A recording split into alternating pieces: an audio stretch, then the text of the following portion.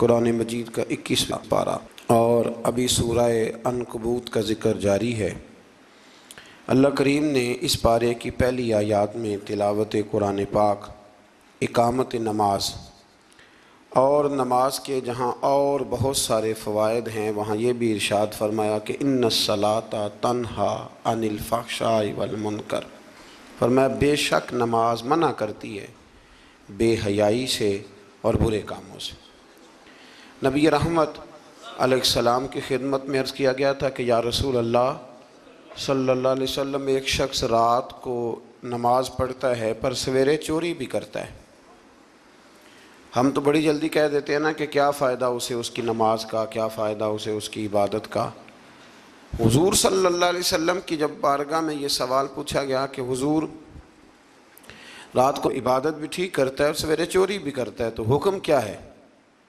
تو حضور علیہ السلام نے فرمایا اگر وہ پابندی سے نماز پڑھتا رہا نا تو اس کی نماز اس سے چوری چھڑوا دے گی، اس لیے کہ نماز بے حیائی اور برے کاموں سے روک دیتی ہے۔ اگر کوئی کمزوریاں ہیں انسانی تقاضوں کے تحت تو نماز کی پابندی کرے۔ اگر آپ نماز کے پابند ہو گئے نا، کچھ وقت لگے گا تو پھر وہ بھی ساری کمزوریاں اللہ دور فرما دے گا۔ شرط یہ ہے کہ اس کو پابندی کے ساتھ پڑھتے رہیں۔ کچھ دوست کہتے ہیں نماز میں دل نہیں لگتا، تو میں نے کہا نہ بھی لگے تو پھر بھی پڑھیں۔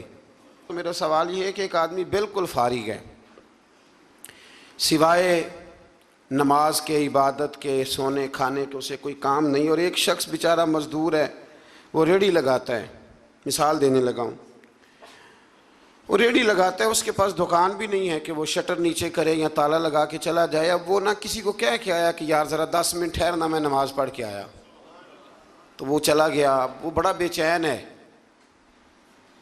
کہ میری پیچھے ریڑھی بھی ہے، وہ بندہ جلد باز نہ ہو جائے، وہ نکل نہ جائے، وہ میرے تھوڑا سا میرا راس ہے، 2-4 ہزار کا مال ہے، غریب آدمی۔ نماز بھی اس نے پڑھی، توجہ اس کی پیچھے لگی رہی۔ ایک بالکل فارغ تھا، کوئی مجبوری نہیں تھی، اس نے بھی نماز پڑھی۔ آپ یہ بتائیے کہ زیادہ ہمت کس نے کی؟ اس کا تو دل ہی نہیں لگا نماز میں، ریڑھی کی فکر تھی، لیکن ہمت زیادہ اس نے کی، اس لیے کہ اس کی مجبوری ہے، اس کے لیے آزمائش پیچھے کھڑی ہے، تیار ہے۔ دوائی کھانے میں دل لگتا ہے؟ کیوں کہتے ہو میں دل ہی نہیں لگ رہا آپ کا؟ خدا نہ خواستہ خاکم بدن، اللہ ہم سب کو معاف فرمائے، اگر بچے کا آپریشن کرانا پڑ جائے تو دل کرتا ہے؟ کیوں کراتے ہو؟ اس کے لیے ضروری ہے۔ تو بھائی یہ فلسفہ ہی غلط ہے کہ میرا دل نہیں لگتا تھا تو میں نے چھوڑ دی۔ دل تو کئی دفعہ انسان کا دکان پہ بھی نہیں لگتا، بیچ دو گے؟ نہیں دل کرتا کام پہ جانے کو تو ریزائن کر دو گے؟ تو یہ تو بالکل سرے سے بات ہی بڑی عجیب ہے۔ ہاں دل لگنا چاہیے، نماز سے دلچسپی ہونی، لیکن نہ بھی لگے تو ہم کو دل کے لیے نماز نہیں پڑھ رہے، رب کے لیے نماز پڑھ رہے ہیں۔ ہاں یہ بات سمجھ لیں، نماز دل کے لیے نہیں، نماز وہ دیکھیں نا، ایک صاحب کہتے ہیں جی میں 5 نمازیں پڑھتا ہوں تو روزی میں برکت پھر نہیں ہوتی، تو میں کہتا ہوں وہ عبادت کرتے ہو کہ تجارت کرتے ہو؟ پیسے کمانے گئے تھے؟ پیسے کمانے گئے تھے کہ نماز پڑھنے گئے تھے؟ تو نماز آپ کو بے حیائی اور برے کام سے روک دے گی، پر شرط یہ ہے کہ نماز کی پابندی کرے اور بر وقت پڑھیں اور تھوڑی صحیح کر کے پڑھیں۔ مطلب نماز پڑھی جاتی ہے، اہتمام نہیں ہوتا، یعنی لوگ بھاگ کے وضو کرتے ہیں، فٹافٹ آتے ہیں، بھئی آج ہو گیا ہے۔ بڑی جو بندہ گاڑی بھگا کے لاہور پہنچنا چاہے تو وہ 15 منٹ جلدی پہنچ سکتا ہے، 1 گھنٹہ پہلے پہنچ سکتا ممکن نہیں میرے عزیز، ہو نہیں سکتا۔ جلدی نماز پڑھنے سے آپ کیا کر لیں گے؟ صحیح کر کے پڑھیں، سونی کر کے پڑھیں، تسلی کے ساتھ پڑھیں، ٹھنڈے دل کے ساتھ پڑھیں۔ مطلب نماز پڑھیں تو پھر مزہ آئے۔ امام اعظم کا ایک پڑوسی ہے تو وہ کہتا ہے کہ امام صاحب نا گرمیوں کے دنوں میں نا چھت پہ چڑھتے تھے، چونکہ میرے گھر میں عورتیں نہیں تھیں، مرد ہی تھے زیادہ، اور میرا ایک بچہ تھا چھوٹا۔ کہتے ہیں کہ وہ چھت پہ نماز پڑھا کرتے تھے تو وہ اتنی دیر تک کھڑے رہتے کہ لگتا کوئی ستون کھڑا ہے، رات کو ستون محسوس ہوتا، اتنی دیر تک وہ تلاوت کرتے، اللہ کی بارگاہ میں کھڑے رہتے۔ تو فرماتے ہیں جب ان کا انتقال ہوا تو میرا بیٹا کہنے لگا کہ ابا جی پڑوسیوں کی چھت پہ جو کھمبا تھا، جو ستون تھا، وہ کہاں گیا؟ تو کہتا میں رو پڑا۔ میں نے کہا بیٹا وہ ستون اور کھمبا نہیں تھا، وہ تو ابو حنیفہ تھا جو اپنے رب کے حضور کھڑا رہا کرتا تھا۔ تو دلچسپی پیدا کریں۔ اللہ تعالیٰ ہمیں رمضان کے بعد بھی پابندی صلاۃ کی توفیق عطا فرمائے۔ آیت نمبر 46 میں اہل کتاب سے بحث اور مباحثہ اور مجادلہ کے آداب اور اسلوب تبلیغ کے شائستہ اور پسندیدہ ہونے کا بیان کیا گیا۔ جب آپ تبلیغ کریں تو آپ کے جملے بڑے شستہ ہونے چاہیے، صاف ستھری بات آپ کریں۔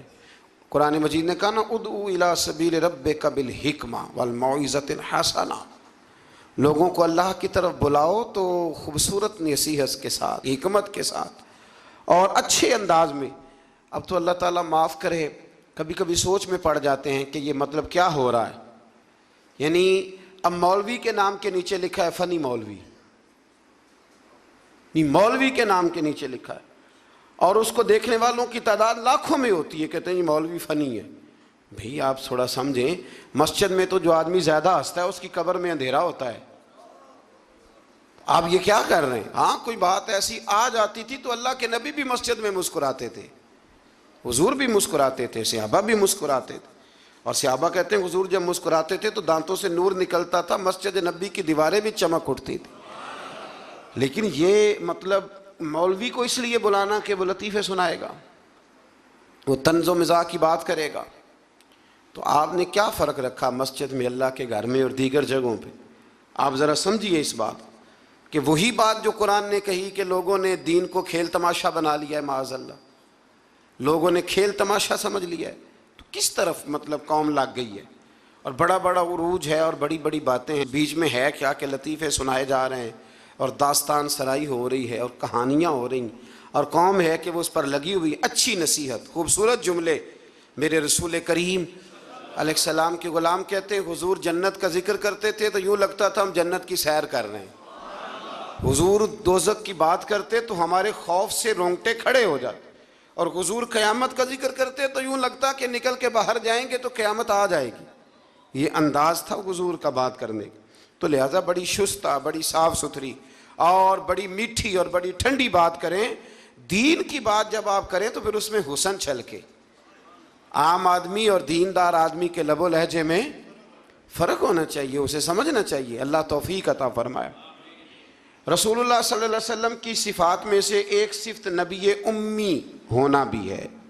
امی کا معنی اعلیٰ حضرت نے فرمایا بے پڑھا ہوا، جس نے دنیا میں کسی سے پڑھا نہ ہو، یعنی آپ نے رسمی طور پر لکھنا پڑھنا نہیں سیکھا۔ اس میں بھی اللہ تعالیٰ کی بے پناہ حکمت ہے کہ حضور نے دنیا میں آ کے پڑھنا لکھنا نہیں سیکھا۔ آیت نمبر 48 میں فرمایا کہ آپ نزول قرآن سے پہلے کوئی کتاب نہیں پڑھتے تھے۔ یہ بڑی انوکھی بات کا ذرا سمجھیے گا، یہ بھی میرے نبی کی شان ہے۔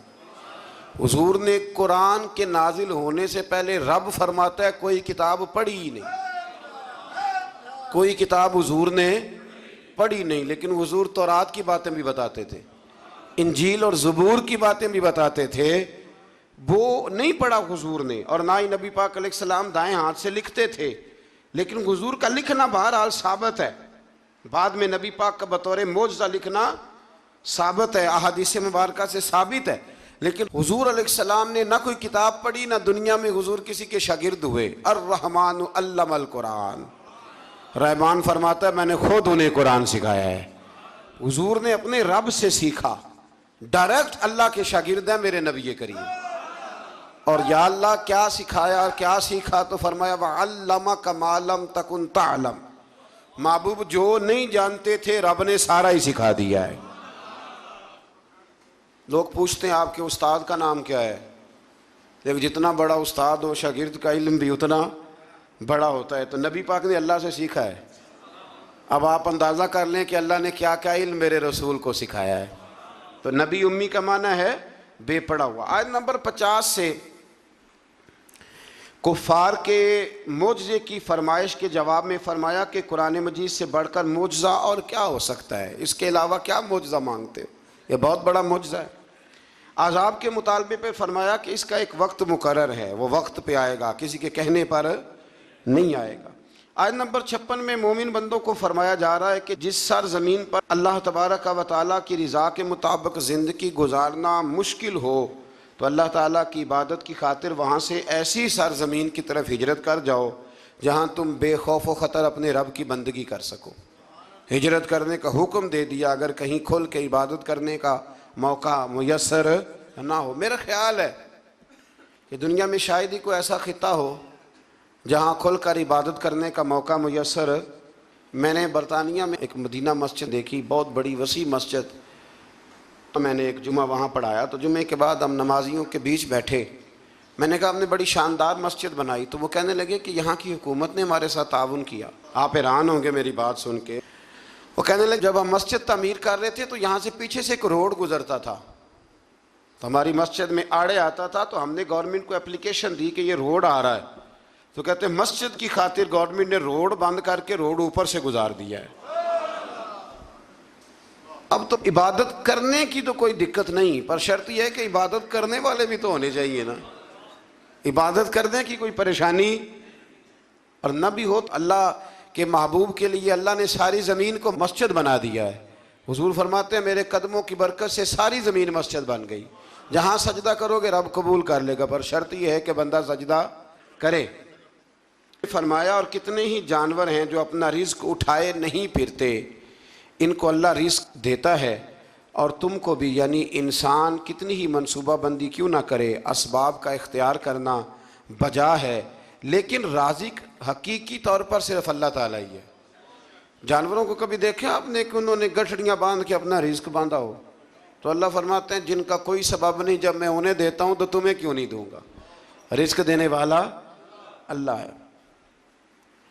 پھر آگے جا کے آیت نمبر 64 میں فرمایا کہ دنیاوی زندگی کے کھیل اور تماشا ہونے اور اخروی زندگی میں اصل زندگی ہی تمہارے لیے وہ ہے جو آخرت کی زندگی ہے۔ دنیاوی زندگی تو صرف کھیل اور تماشا ہے، کھیل ہے۔ مطلب جب کوئی دنیا سے چلا جاتا ہے تو پھر لوگ کیا کہتے ہیں؟ کوئی کیا کر سکتا ہے؟ کر سکتا ہے کچھ؟ یہ تو ایک کھیل اور تماشا سا ہے۔ مطلب میں نے بچے پالے تو پھر بعد میں میرے بچوں نے بچے پالنے شروع کر دیے، پھر ان کے بچوں نے بچے اور بہت بڑا لفظ ہے جناب یہ ہمارے پاس، بچوں کے لیے کر رہا ہوں جی۔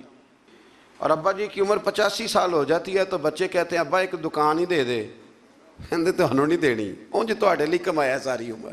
تو میں کہتا ہوں یہ جو بچوں کا بہانہ ہے نا، یہ بہانہ ہے۔ بینک بیلنس اپنے نام کا، مکان اپنے نام، گاڑی، اور روز کہتا کیا ہے؟ اور بھائی میں یہ کہہ رہا ہوں کہ یہ بہانہ ہے، بچوں کے لیے ہے، بالکل ٹھیک ہے، لیکن بچوں کے کام تو آئے گا نا ہمارے جانے کے بعد۔ آج تو مالک اور وارث ہم ہی ہیں نا، اس لیے تھوڑا نکلیں اس کھیل تماشے سے، اس آخرت کی بھی فکر کریں۔ امام زین العابدین گھر میں نماز پڑھ رہے تھے تو آگ لگ گئی، لوگ بجھاتے رہے، امام صاحب نماز پڑھتے رہے۔ نماز کے بعد لوگوں نے کہا حضور ہم آگ بجھا رہے تھے، آپ نے توجہ ہی نہیں کی۔ فرمایا تم دنیا کی بجھا رہے تھے، میں قیامت کی بجھا رہا تھا، میں دوزخ کی آگ بجھا رہا تھا۔ ادھر بھی تھوڑی توجہ کریں، اللہ توفیق عطا فرمائے۔ آگے پھر سورہ روم شروع ہوتی ہے۔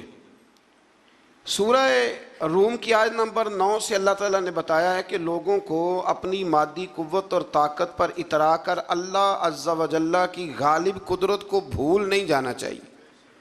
ماضی میں کتنی ہی ایسی قومیں آئیں جو مادی قوت کی حامل تھیں، لیکن آج ان کے کھنڈرات ان کی مادی قوت کی ناپائیداری کا جیتا جاگتا ثبوت دیکھ لو جا کے۔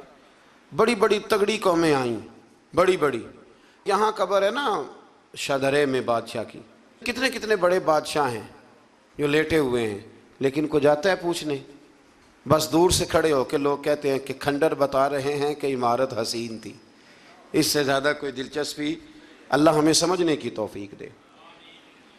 پھر اللہ تبارک و تعالیٰ نے آیت نمبر 21 سے بتایا کہ اللہ کی قدرت کی نشانیوں میں سے یہ بھی ہے کہ اس نے انسان کو مٹی سے پیدا فرمایا اور پھر اسی کی جنس سے جوڑے بنائے تاکہ ان سے سکون حاصل کریں، اور زوجین کے درمیان محبت اور ہمدردی کا رشتہ قائم کیا۔ زوجین سے مراد میاں بیوی۔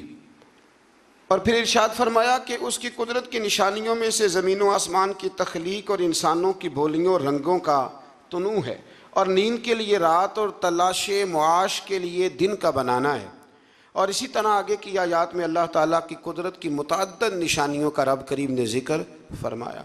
آیت نمبر 27 میں حیات بعد الموت کے منکرین سے فرمایا وہی ہے جو تخلیق کی ابتدا کرتا اور دوبارہ وہی زندہ کرے گا، اور یہ اس کے لیے بڑا آسان ہے۔ دوبارہ زندہ کرنا بڑا، کسی چیز کا پہلی دفعہ بنانا مشکل ہوتا ہے، دوبارہ تو آسان ہو جاتا ہے۔ فرمایا دوبارہ زندہ کرنا تو اس کے لیے آسان ہے۔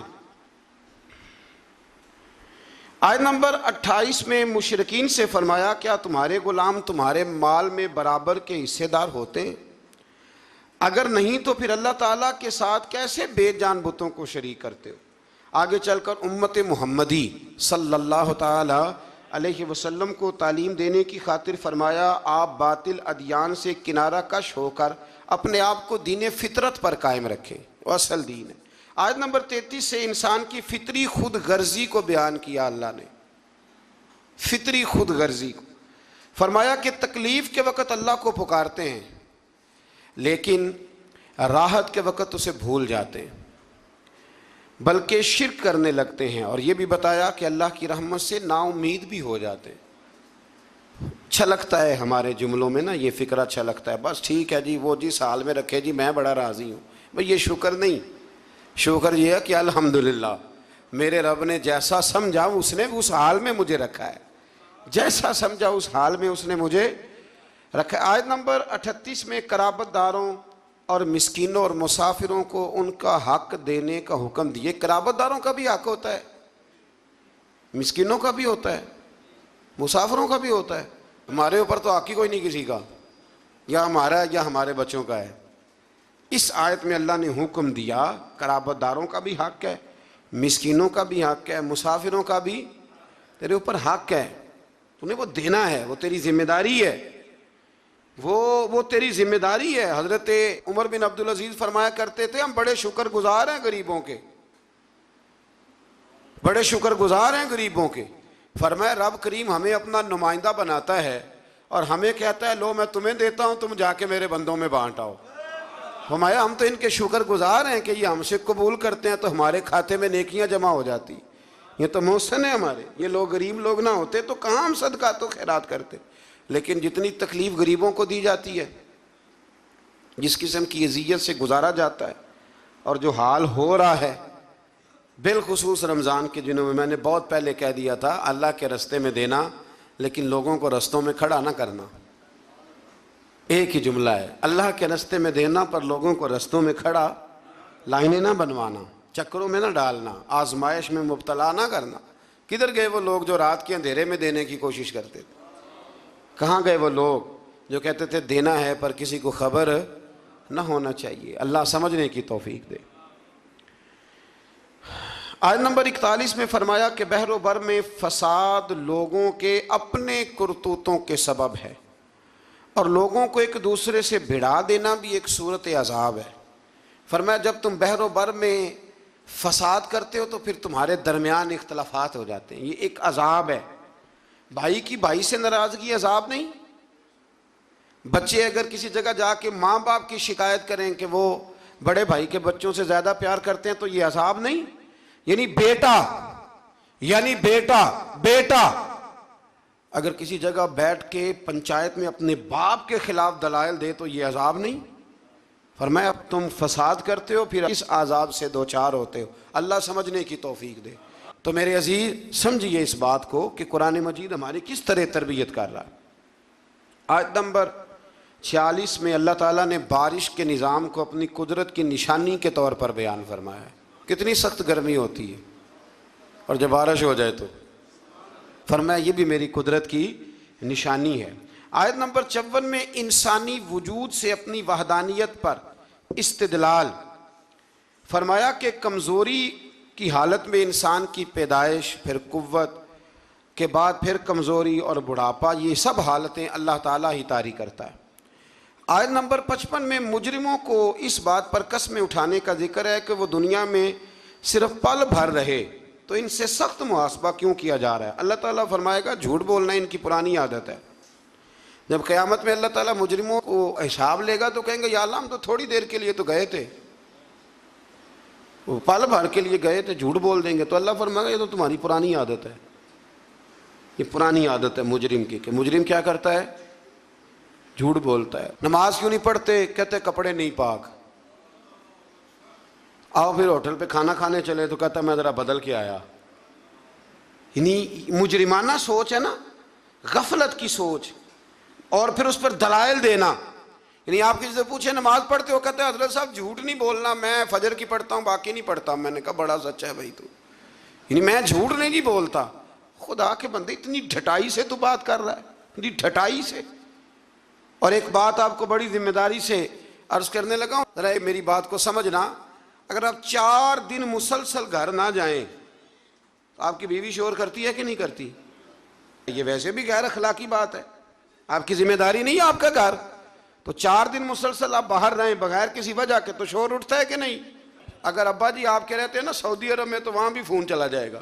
اس کو سمجھائیں 4 دن سے گھر نہیں ہے. تو 4 دن گھر نہ جائے تو شور ہوتا ہے, اور تو مہینہ مہینہ مسجد ہی نہیں جاتا, اور پھر تیرے اندر پھر مد و جزر نہ ہو, پھر جوار پھاٹا نہ ہو, پھر ساری نعمتیں موجود ہونے کے بعد تیرا کلیجہ منہ کو نہ آئے, پھر تیرا جگر نہ پھٹے, پھر رات کو تجھے نیند کیسے آئے؟ اس لیے کہ تو نے وہ اپنے اندر کے ساتھ دھوکہ شروع کر دیا ہے. تو وہاں گیا ہی نہیں جہاں سے تجھے 5 وقت آواز آتی ہے, تو توجہ ہی نہیں کی. اس لیے سمجھ لے کہ جو اندر بے چینی ہے اس کا کوئی نہ کوئی سبب ہے, کہیں نہ کہیں تو ہم نے غلطی کی ہے, کسی نہ کسی جگہ تو کوئی معاملہ ایسا ہے. امام مالک رحمۃ اللہ علیہ کے پاس ایک شخص آیا تو ناجائز پیسے کمایا کرتا تھا.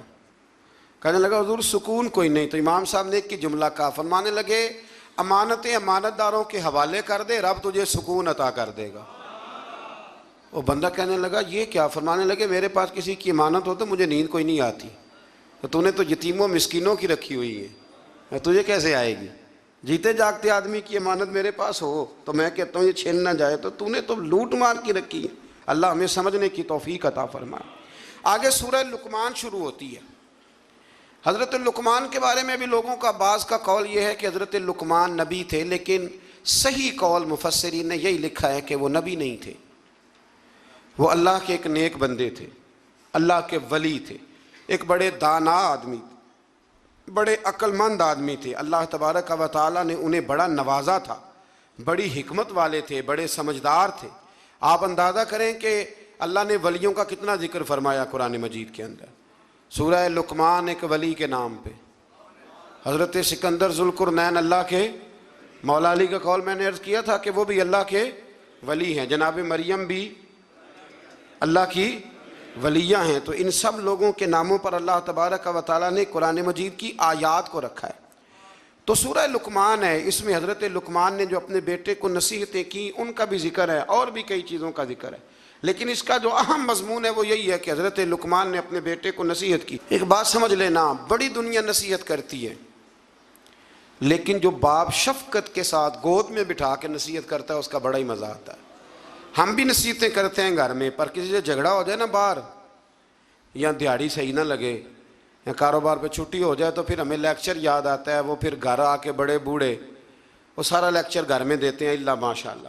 وہ میری طرح کسی اور کے ستائے ہوئے, جانے کس عمر میں جائے گی یہ عادت میری, روٹھنا اس سے تو اوروں سے الجھتے پھرنا.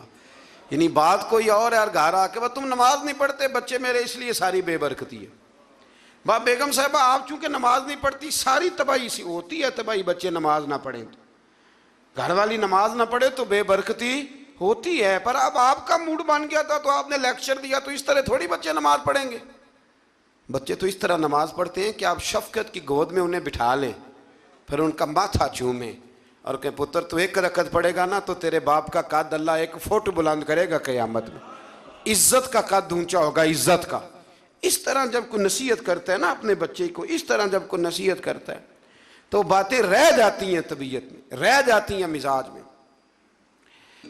تو یاد رکھیں کہ ماں باپ نصیحت کریں, ضرور کریں. جتنی ماں باپ کی نصیحت اثر کرتی ہے باہر والوں کی نہیں کرتی. اور بچوں سے میری گزارش ہے کہ ماں باپ کی نصیحت سنیں. باہر والے نا, باہر والے تو آپ کو نصیحت کریں گے, کہہ کے گزر جائیں گے. باپ نصیحت نہیں کرتا, باپ تو آپ سے اپنا درد دل بیان کرتا ہے. اور اتنی تڑپ کسی میں نہیں ہوتی کہ آپ بچ جائیں جتنی آپ کے ماں باپ میں ہوتی. ان کی دھیان لگا کے بات سنیں, ان کی طرف توجہ کریں. کسی نے بادشاہ سے کہا تھا کہ مزہ کب آیا تمہیں؟ تم بڑے بادشاہ رہے، بڑے خزانوں کے، مزہ کب آیا؟ کہنے لگا مزہ تب آیا کہ جب میں پہلے کل کسی زمانے میں، بعد میں وزیر اعظم بنا، جب میں نوکری کرتا تھا تو میں پیسے لا کے اپنی اماں کو دیتا تھا، تو پھر میں سویرے جب اماں سے کہتا تھا نا اماں ذرا کرایہ دینا، تو کہتے تھے کہ وہ خزانے کا مالک ہونے کا اتنا مزہ نہیں آیا جتنا اماں وہ اپنی گتھلی سے پیسے نکالتی تھی اور پھر 2-3 دفعہ چیک کرتی تھی کہ نوٹ ساتھ جڑا ہوا تو نہیں، پھر وہ دیتی تھی۔ تو کہتے ہیں کہ میرے ابا جی پاس کھڑے ہوتے تھے تو وہ کہتے تھے نہ ایڈا دھیان کر دے، منڈے نو دیر پہ ہی ہوندی ہے۔ تو اماں کہتی تھی نہیں، میرے پتر دی محنت دی کمائی ہے، اس کی مشقت کی کمائی ہے، میں ذات۔ تو یہ بادشاہی ہے اگر آپ کے پاس ماں باپ ہے، یہ آپ کے پاس حسن ہے، یہ وقار ہے۔ ان کے پاس بیٹھے، ابا ان پڑھ بھی ہو نا، باپ ان پڑھ بھی ہو تو یونیورسٹی کا درجہ رکھتا ہے۔ آج تک کسی کائنات میں نہ آکسفورڈ نے ایسا کوئی نصاب بنایا ہے، نہ پنجاب یونیورسٹی نے، نہ کراچی یونیورسٹی نے، جو نصاب اللہ ماں کی ممتا کو دے کے دنیا میں بھیجتا ہے، وہ بنا ہی نہیں نصاب کہیں۔ کان لگا کے نصیحت سنو ماں باپ کی، وہ کیا کہتے ہیں۔ تو حضرت لقمان اپنے بیٹے کو نصیحت کرتے ہیں۔ پہلی بات انہوں نے یہ کی کہ بیٹا کبھی شرک نہ کرنا، اور دوسری بات یہ کی اپنے بیٹے کو کہ اللہ اور ماں باپ کا شکر گزار ہونا۔ پھر فرمایا والدین کے ساتھ نیکی کا برتاؤ کرنا۔ اس مقام پر پھر قرآن نے اولاد کے لیے ماں باپ کی مشقتوں کا ذکر بھی فرمایا، اور یہ بھی فرمایا کہ اگر خدا نخواستہ کسی کے ماں باپ مشرک ہوں تو ان کے دباؤ میں شرک میں مبتلا نہ ہو، لیکن اس کے باوجود دنیاوی امور میں ماں باپ کے ساتھ بدستور نیکی کا برتاؤ کرے۔ اور پھر فرمایا پابندی سے نماز قائم کرنا۔ پھر فرمایا نیکی کا حکم دینا اور برائی سے، بیٹا نیکی کا صحیح بات کریں اپنے دل سے۔ کبھی ہم نے بچوں کو کہا ہے کہ نیکی کا حکم دینا؟ بیٹے اچھا سا کاروبار کر، کوئی تگڑے سے پیسے کم، نیکی کا حکم دینا اور برائی سے، یہ باپ کہہ رہا ہے اپنے بیٹے کو، بیٹا یہ تو نے ڈیوٹی کرنی ہے۔ اور پھر ارشاد فرمایا کہ پابندی سے نماز قائم کرنا، نیکی کا حکم دینا، برائی سے منع کرنا، لوگوں کے ساتھ تکبر سے پیش نہ آنا، زمین پہ اکڑ کے نہیں بلکہ عاجزی کے ساتھ چلنا۔ لیکن اگر ابا جی اپنے بچے کو بتائیں او تو انہوں نے بال نہ کھیڑتا تھا پیالہ تو جٹا نہ منڈا ہے، اللہ ماشاءاللہ، اگر ابا جی یہ سبق پڑھائیں تو تکبر کا درس آیا کہ یہاں عاجزی کا درس آیا؟ اس کو کہنا چاہیے تھا بیٹا یہ تو اللہ کی تقسیم ہے، پر مخلوق ساری رب کی ہے۔ کہا بیٹے کبھی تکبر نہ کرنا، چال اور گفتار میں تواضع اختیار کرنا۔ یہ حضرت لقمان نے اپنے بیٹے کو نصیحت اس میں کہیں فرمایا کہ ذرا دھیان سے رزق کمانا، کہا کہیں توجہ سے افسر بن جانا، یہ کہا ہے۔ بچہ انسان بن جائے نا تو ساری افسریاں اس کے قدموں میں آ جاتی، اور اگر وہ انسان نہ بنے تو پھر وہ افسر بھی بن جائے تو لوگ تکلیف میں ہوتے ہیں، مزدور بھی ہو تو لوگ تکلیف میں ہوتے ہیں، اس کے بیوی بچے بھی۔ اللہ کرے کہ ہم انہیں انسان بنانے میں کامیاب ہو جائیں۔ تھوڑا اور مختصر کرتا ہوں، آگے سورہ سجدہ شروع ہو جاتی ہے۔ اس کی آیت نمبر 7 سے انسان کے مٹی سے پیدائش اور نسل انسانی کے لیے جوہر حیات، نفع، روح، کان، آنکھ اور دل جیسی نعمتوں کا اللہ نے ذکر فرمایا ہے۔ پھر آیت نمبر 15 میں فرمایا کہ ہماری آیات پر ایمان وہ لوگ لاتے ہیں جب ان آیات کے ذریعے انہیں نصیحت کی جاتی ہے تو اپنے رب کی تسبیح اور حمد کرتے ہیں، سجدے میں گر جاتے ہیں، تکبر نہیں کرتے۔ ان کے پہلو عبادت الہی میں مشغولیت کی وجہ سے بستروں سے دور رہتے، وہ اللہ کے عذاب سے ڈرتے ہیں اور اس کی رحمت کا یقین رکھتے ہوئے اسے پکارتے۔ پھر آیت نمبر 18 میں اللہ کریم نے فرمایا کہ مومن اور فاسق برابر نہیں ہو سکتے، مومن اور فاسق کبھی برابر نہیں ہو سکتے۔ باعمل مومنین کے لیے جنت کی صورت میں اللہ نے مہمانی تیار کی ہے، جبکہ فاسقوں کا ٹھکانہ جہنم ہے۔ پھر آگے سورہ احزاب شروع ہوتی ہے۔ سورہ احزاب، اس سورہ مبارکہ کی آیت نمبر 4 میں اللہ تعالیٰ نے فرمایا کہ میں نے کسی انسان کے پہلو میں 2 دل نہیں بنائے، دل ایک ہے، آنکھیں کتنی ہیں، کان کتنے، پیر کتنے، 2، ہونٹ کتنے، لیکن اللہ فرماتے ہیں دل میں نے، یہ نہیں ہو سکتا کہ ایک دل میں تم مجھے رکھ لو، ایک میں میرے دشمن کو رکھ لو، یہ نہیں ہو سکتا کہ ایک دل میں اسلام ہو دوسرے میں کفر ہو. یہ نہیں ہو سکتا کہ ایک دل میں میرا محبوب ہو اور دوسرے میں تم نے کسی دنیا دار کو بٹھایا ہو. دل ایک ہے تو محبوب بھی ایک ہی ہونا چاہیے. وہ الگ بات ہے کہ کبھی کبھی کسی شاعر نے یہ شکوہ کیا ہے، وہ بھی شکوہ نہیں، اس نے اپنی بات کی. ہم اپنے لفظوں میں لیتے ہیں نا. یوں سمجھ لیں کہ کسی نے کہا کہ میں حضور سے محبت کرتا تھا تو مجھے تڑپ لگ گئی تو تڑپ کا مزہ بڑا آیا. اعلیٰ حضرت نے بھی کہا ہے نا، عشق تیرے صدقے جلنے سے چھٹے سستے، جو آگ بجھا دے گی وہ آگ لگائی ہے. تو وہ شاعر کہتا ہے کہ اتنا میں تڑپا ہوں اپنے محبوب کے لیے تو تڑپ کا بھی ایک مزہ ہے. تو کہتا ہے وہ مزہ دیا ہے تڑپ نے کہ میری آرزو ہے یا رب میرے دونوں پہلوؤں میں دل بے قرار ہوتا، میرے دونوں پہلوؤں میں دل بے قرار ہوتا. اللہ کریم ہمیں سمجھنے کی توفیق عطا فرمائے. تو دل ایک ہے تو محبت بھی ایک ہی ہونی چاہیے. اسی آیت میں فرمایا کہ منہ بولے بیٹے وہ حقیقی بیٹے کے حکم میں نہیں ہوتے. نبی کریم علیہ السلام نے حضرت زید بن حارثہ کی پرورش کی تھی تو کچھ لوگوں نے زید بن محمد کہنا شروع کر دیا.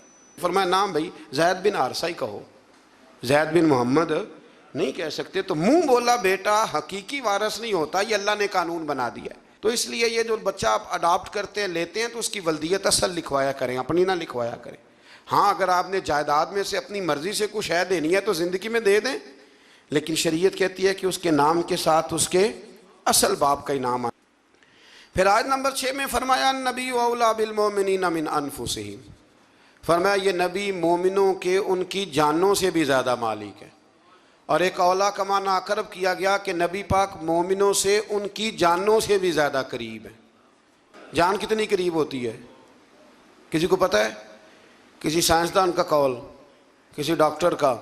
تو جو سائنس آج تک یہ نہیں بتا سکی کہ جان کتنی قریب ہے، وہ اس کا پتہ کیسے بتائے گی جو جان سے بھی زیادہ قریب ہے. فرمایا محبوب جانوں سے بھی تمہارے زیادہ قریب ہے. اور اس کے ساتھ ہی فرمایا کہ جو نبی پاک علیہ الصلوۃ والسلام کی ازواج ہیں وہ مومنوں کی مائیں ہیں. آیت نمبر 7 میں انبیاء کرام کے فرائض رسالت کے متعلق لیے گئے وعدے کا ذکر ہے. پھر آیت نمبر 8 سے غزوہ خندق، جس کو غزوہ احزاب قرآن مجید نے کہا، اس غزوے کا بھی ذکر ہے. غالباً آیت نمبر 8 سے لے کر کوئی 20 آیت تک اس غزوے کا مختلف انداز میں سورہ احزاب کے اندر اللہ کریم نے 21ویں پارے میں ذکر فرمایا. کچھ یہودی بڑی بدعہدی کرتے تھے تو حضور نے انہیں وہاں سے نکال دیا تو وہ خیبر میں جا کے آباد ہو گئے. انہوں نے شرارت کی، مکے گئے اور مکے والوں کو تیار کیا کہ اس وقت بدر میں تم مسلمان تم سے جیت گئے تھے تو دیکھا نہیں تم نے، احد میں پھر تم جیت گئے معاذ اللہ، تو آؤ حملہ کرو ہم تمہاری مدد کریں گے. ابو سفیان کو تیار کیا اور کئی لوگوں کو تیار کیا، اور پھر بنو غطفان ایک قبیلہ تھا اس کو بھی ساتھ ملایا، کچھ اور قبیلوں کو ساتھ ملایا، تو تقریباً 10-12 ہزار کا لشکر لے کر انہوں نے مدینے پہ حملہ کیا، تیاری کی. نبی کریم علیہ السلام نے صحابہ کو مشورے کے لیے بلایا. بھائی خبر ملی ہے وہ تو آ رہے ہیں 10,000 کا لشکر لے کے، کیا کرنا ہے؟ سارے لوگ میٹنگ میں بیٹھے تو حضرت سلمان فارسی نے مشورہ دیا. عرض کی حضور ہمارے علاقوں کے اندر جب اس طرح کا ماحول ہوتا تھا تو خندق کھودی جاتی تھی، ایک چوڑی خندق جس کو دشمن پھلانگ نہ سکے، اس میں آگ جلائی جاتی تھی. گھوڑا کتنی کچھ چھلانگ لگا لے گا. مدینے کے 3 طرف ویسے ہی کہیں باغات ہیں، کہیں بڑی آبادی ہے گنجان آباد، کہیں پہاڑ ہیں، تو جو حصہ خالی ہے جہاں سے خطرہ ہے وہاں خندق کھود دیتے ہیں. نبی کریم نے فرمایا تمہاری بات مجھے بڑی پسند آئی ہے. آج کل بھی ویسے بڑے چھوٹوں سے مشورہ کرتے ہیں کہ نہیں؟ سوال ہی نہیں پیدا ہوتا. اور چلو میں بھی ایک بات کہہ ہی دیتا ہوں، اگر کئی دفعہ بندہ شاگردوں مریدوں سے مشورہ کر لے تو چوڑ بھی بڑے ہو جاتے ہیں. یہ بھی مسئلہ ہے. آپ مشورہ لے لینا. تو مشورہ تو آج کل ویسے بھی کوئی نہیں دیتا، جو بھی دیتا حکم ہی دیتا ہے. یعنی اگر آپ نے بات مان لی تو ٹھیک ہے، نہ مانی تو بندہ ناراض ہے. تو میں کہتا ہوں بھائی آپ نے مشورہ دیا تھا کہ حکم دیا تھا؟ اگر تو حکم دیا تھا تو پھر چلو گستاخی ہو گئی، اگر مشورہ تھا تو مشورہ رکھا بھی جا سکتا ہے اور رد بھی کیا جا. اب بہت کبار صحابہ نے یہ کہا کہ باہر جا کے جنگ لڑیں گے، اندر رہیں گے تو بزدل سمجھیں گے، لیکن حضور نے فرمایا نہیں، سلمان فارسی بات ٹھیک کرتا ہے. اب باقی ناراض ہو گئے، واک آؤٹ کر گئے. کسی نے شکوہ کیا بعد میں. مزاج کو سمجھے، اسلام کے مزاج کو سمجھے. میں جمعے میں بھی کہہ رہا تھا ہماری سب سے زیادہ لڑائیاں پتہ کیا ہیں؟ انہاں میں نے پوچھیا ہی نہیں. اس سب سے بڑی لمبی چوڑی لڑائی اس کا نام ہے. نانا جی بگڑ گئے, دادا جی بگڑ گئے, ابا جی بگڑ گئے, اور موٹی بات کیا ہے, انہیں سانو پوچھا نہیں, با مرضی کر لی. یہ سب سے بڑی, آپ ٹٹول کے لیں پیچھے سے تو یہ جملہ برآمد ہو جاتا ہے. اب اس کا کیا حل کیا جائے, اور اس کی توبہ بھی کوئی نہیں, اللہ معاف کرے, یعنی معافی بھی نہیں ملتی اس فکرے کی. تو حضرت سلمان فارسی کے کہنے پر حضور نے نا خندق کھودنے کا ارادہ فرمایا. 40 گز خندق کھودیں گے 10 بندے مل کے. 10 آدمیوں کو کہا 40 گز خندق کھودنی ہے, اور یہ 5 گز گہری ہونی چاہیے. اب خندق کھودنے لگے, اور اتنی زیادہ قحط کا زمانہ تھا کہ صحابہ نے پیڑ پہ پتھر باندھ کے خندق کھودی. اور وہ بڑی مشہور روایت ہے کہ ایک چٹان نہیں ٹوٹتی تھی تو نبی پاک نے پھر آ کے 3 ضربیں لگائیں, اور ہر دفعہ فرمایا لو بھئی ملک شام کی کنجیاں بھی اللہ نے مجھے دے دی ہیں, یمن کی بھی دے دی ہیں, ایران کی بھی دے دی ہیں. اب وہ خندق کھود لی, کافر آ گئے 10-12 ہزار کا لشکر لے کے. ان کا تو خیال تھا کہ نہ کوئی تیاری نہ پروگرام, اور اتنے تو بندے نہیں مدینے میں, 10,000 آدمی کہاں سے آئے گا مقابلہ کرنے. لیکن جب خندق دیکھی تو حیران ہو گئے. اب خندق کے اس پار انہوں نے خیمے لگا لیے, اس پار مسلمان تھے. ایک جگہ سے تھوڑی سی خندق جو تھی وہ کم چوڑی تھی, تو وہاں سے عمر بن عبد ود بہت بڑا پہلوان تھا, بہت بڑا. یہ جنگ بدر میں زخمی ہوا تھا تو بھاگ گیا تھا. اس نے قسم اٹھائی تھی کہ اتنی دیر تک سر میں تیل نہیں لگاؤں گا جتنی دیر معاذ اللہ مسلمانوں سے بدلہ نہیں لے لوں گا. تو یہ آیا اس دن, جب میدان کے اندر آیا نا, چھلانگ لگائی گھوڑے کو اس نے کسی طریقے سے, تو گھوڑا اس کا ایک جگہ سے کم چوڑی تھی وہاں سے کراس کر گیا, اٹھا. اور اس کے بارے میں مشہور تھا کہ 1000 آدمی کا مقابلہ کرتا ہے. گھوڑے کی چھلانگ لگائی, گرا, گھوڑا بھی گرا, یہ بھی گرا, پھر اٹھا. تو اٹھ کے کہنے لگا ہے کوئی میرے مقابلے میں تو سامنے آئے. اس نے پہلا اعلان کیا تو مولا علی شیر خدا اٹھ کے کھڑے ہو گئے, اٹھ کے کھڑے ہو گئے. فرمایا میں کرتا ہوں. حضور نے فرمایا علی ٹھہر جائیے, عمر بن عبد ود ہے, 1000 کے مقابلے میں لڑتا ہے. عرض کی حضور میں بھی تو اسد اللہ ہوں نا, لڑتا ہے تو پھر کیا ہوا, دیواریں ہلتی رہتی ہیں اور در کانپ جاتا ہے. علی کا نام سن کے اب بھی خیبر کانپ جاتا ہے, مجھے جانے دے. جب تیسری دفعہ وہ پکارا تو حضرت علی کہنے لگے حضور بس کریں, اب تو حد ہو گئی, میں ضرور جاؤں گا. حضور نے اپنے دست مبارک سے ذوالفقار حیدری عطا فرمائی. حضرت مولا علی شیر خدا یوں نکلے وہاں سے کہ جیسے شیر کچھار سے نکلتا ہے.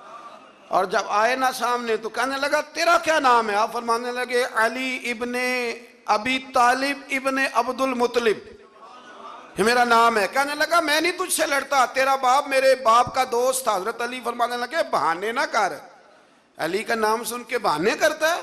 تیرا باپ میرے باپ کا دوست تھا, اس کا کیا مطلب ہے. فرمایا میرا دوست بھائی وہی ہے جو محمد عربی کا دوست ہے, میدان میں آ مقابلہ کر. اس کو بات سن کے اتنا غصہ آیا, کہنے لگا پھر تم لڑو گے. حضرت علی فرمانے لگے سنا ہے تو 2 باتوں میں سے ایک قبول کر لیا کرتا ہے, کیونکہ میں نے بھی پہلوانوں کی ساری باتیں سنی ہیں. تو کہنے لگا وہ کیا. حضرت علی فرمانے لگے سنا ہے تو 2 میں سے ایک قبول کر لیتا ہے. فرمایا ہاں. کہنے لگے پھر 2 ہی باتیں ہیں, یا اسلام قبول کر لے یا میدان میں آ جا, ایک رکھ لے. کہنے لگا وہ تو نہیں میں قبول کرتا. تو حضرت علی فرمانے لگے پھر ڈر نہ, سامنے آ. اس نے بڑی زور سے حملہ کیا حضرت علی پہ, بڑی زور سے.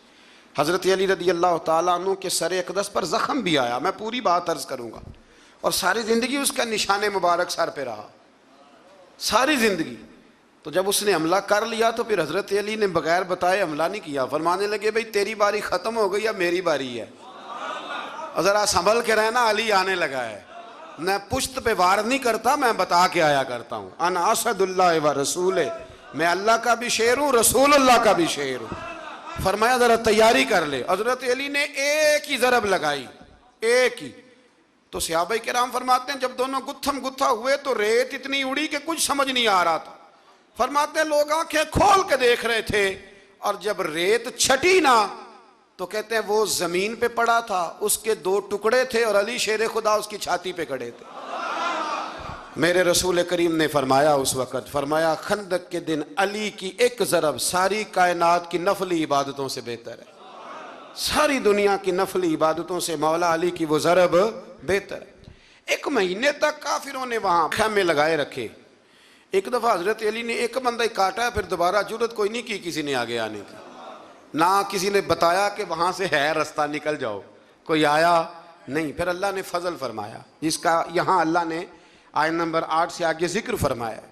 یہاں پھر اللہ نے فضل فرمایا، ان کے خیمے لگے تھے، ٹھنڈ بڑی تھی تو رب کریم نے ہوا بھیجی، ٹھنڈی ہوائیں چلی، آندھیاں آئیں، خیمے اکھڑ گئے، جانور ان کے رسے توڑا کے بھاگ گئے۔ ابو سفیان کہنے لگا بھئی بات یہ ہے کہ مہینہ ہو گیا ہمیں یہاں، نہ وہ ہمارے قابو آئے، نہ کوئی بات مسئلے کا حل ہوا، اب یہ جو طوفان ہے نا اس میں تو نہیں رہ سکتا، تم نے رہنا تو رہو۔ اس نے سب سے پہلے وہ بیٹھا اونٹ پر، اور روایت میں کتنی تیزی سے بیٹھا کہ اس کے اونٹ کا پاؤں بندھا تھا، اسے یہ بھی یاد نہ رہا، اونٹ کو اٹھاتا ہے تو اٹھتا نہیں۔ تو کسی نے کہا سردار تجھے تو بھاگنے کی اتنی جلدی ہے کہ تو نے اونٹ کا پیر بھی نہیں کھولا، رسی تلوار سے کاٹی، جب وہ بھاگا تو سارے پیچھے بھاگ گئے۔ میرے حبیب فرمانے لگے دیکھو رب کریم نے ہمیں بغیر جنگ کے ہی فتح عطا فرما دی۔ اس ساری جنگ کے احوال اس پارے کے اندر رب کریم نے بیان فرمائے، اس کو جنگ احزاب بھی کہتے ہیں اور جنگ خندق بھی کہتے ہیں۔ پھر آیت نمبر 21 میں فرمایا لَقَدْ كَانَ لَكُمْ فِي رَسُولِ اللَّهِ أُسْوَةٌ حَسَنَةٌ، فرمایا بے شک تمہارے لیے نبی پاک کی زندگی میں بہترین نمونہ ہے، تمہیں دائیں بائیں جانے کی ضرورت ہی کوئی نہیں، جدھر جدھر حضور جاتے ہیں پیچھے پیچھے جاؤ، یہ رستہ تمہیں رب کریم کی بارگاہ ناز کے قریب کر دے گا۔